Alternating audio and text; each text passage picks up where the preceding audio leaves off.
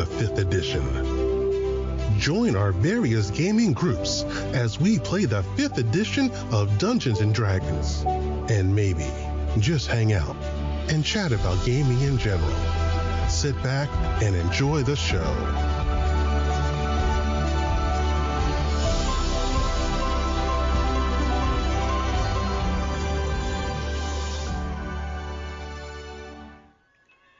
Hi, this is Kelly, aka Trixie from Ragnarok and Roll, assigned to Ragnarok Story, and Tilda Wimblewick from D&D Journey of the 5th Edition. First off, I would just like to say thank you to everyone for listening to our varied adventures, as well as for rating us on iTunes and RPGpodcast.com. If you haven't rated us yet, we would greatly appreciate it if you could. And if you're looking for more ways to support our efforts, we are now on Patreon, a great site where you can help us continue making more podcasts, as well as some special surprises for our patrons.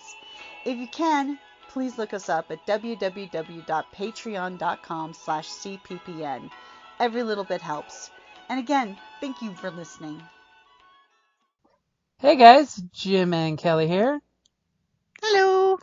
It is day 3, or I should say August the 3rd, of the hashtag RPGaDay2022 challenge, where we positively talk about things we love about our favorite gaming systems, which is tabletop RPGs, because they're cooperative and fun and do all the things that we like to do, which is use our imaginations and stuff. Which gives us an unlimited special effects budget in our minds. In your mind's eye. And how much doodling you can do on a dry erase board. Or grid map, as the case may be. Or the Roll20 website, or Fantasy Grounds, depending on if you're using virtual tabletops. Mm-hmm. Which, by the way, there is no perfect or imperfect way to game. Just go out there and game. Woohoo. So, Kelly, today's August the 3rd. Yes, it is. When were you first introduced to RPGs? Oh, it was about when I was about 9 or 10. One of the boys in the neighborhood, he was like, "Hey, you guys want to play a game with me?" And we're like, me and my brother and my sister. My brother was closer friends with him. It's like, "Well, would your sisters be interested in playing? We need a group of people." And I'm like, "Sure." So we went over to his place, and he had a sunken living room, which I thought was really kind of cool. And we would just sit on the floor, and he taught us the game. It was really cool, and we're like, "What? We can be these incredible characters and stuff." I remember the very first character I ever created. It was a rogue. Good solid choice. Mm-hmm. Her name was Ratava. See, I don't remember exactly when I got into RPGs. I remember it's mid 80s, About then, I was like somewhere between 8 and 10.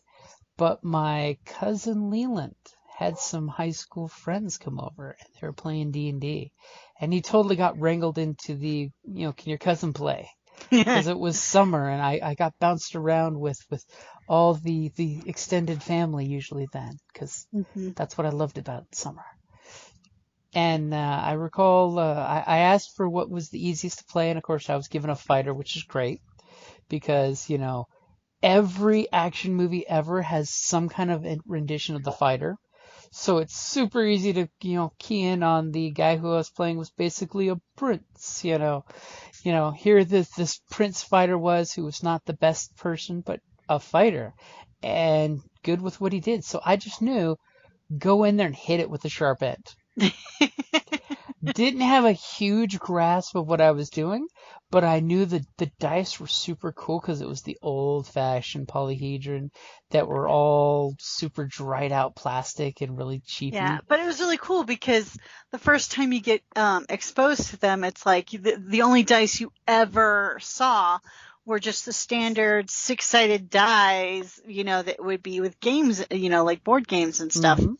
Mm-hmm. So these were like Ooh, fascinating. So cool. And of course, it was funny because I do recall back then they did not color in their numbers. Nope. You had, the original set came with a crayon, although we lost the crayon right away. Mm-hmm. You had to use a crayon to fill in the numbers. Oh, no, I mean Leland's group. They didn't actually fill in the numbers, so it was like a pain in the ass to hit the light beam on the crayons just right to see them. I'm like, So it makes me wonder how many fudge calls were made on those dice rolls. Yeah, that was a 19, But I remember, and this was, of course, the old, first edition box set, Mm-hmm. which, of course, I was fascinated by the blue maps and the covers for the, the modules. And then, of course, years later, I found out why it was blue maps instead of black maps. Why? Interesting side note. In the old D&D days, when the modules had the blue maps, the reason why they used that, because those don't photocopy for nothing. So that's right. You can't reproduce them because it's a special printer's trick they use with the blue ink to make sure it can't be copied in the old-fashioned photocopiers. Yeah. So lo and behold, that was a secret of the old D&D modules and things when they had the blue maps in there, so you could not photocopy it. You had to actually have the cover. I thought it was genius. Pain in the butt, but genius. And then, of course, we all know nowadays scanners mean that doesn't matter because we have these phones that are smart and they can take a quick screenshot and you can totally send that around the table. Mm-hmm. But then again, the idea of content sharing in RPGs has changed a lot. Well, it has to evolve with the times. Mm-hmm, and it's definitely changed for the better because I like a lot of the game companies out there. Like Evil Hat's one of the big ones, and I know Modius does it, and a few of the other companies that if you go to their website and you buy the hard copy, you get the PDF free or not as much. So it's like you can get the hard copy and then for $10 more you get the PDF. Though I totally like Evil Hat Games because if you buy from them, you always get the PDF for free, which is super cool. Yeah, and it makes sense, but they have to make money too, so they can make more content. Very true, because we have to support the artists that create the things that we like in all things in life, whether it's gaming, steampunk, or any other fandom that you are part of. Like comic books, you do have to buy the comic books to support new comic books. Hopefully they make new stuff instead of just the old content repainted. I mean, how many times can you hear about Batman's parents?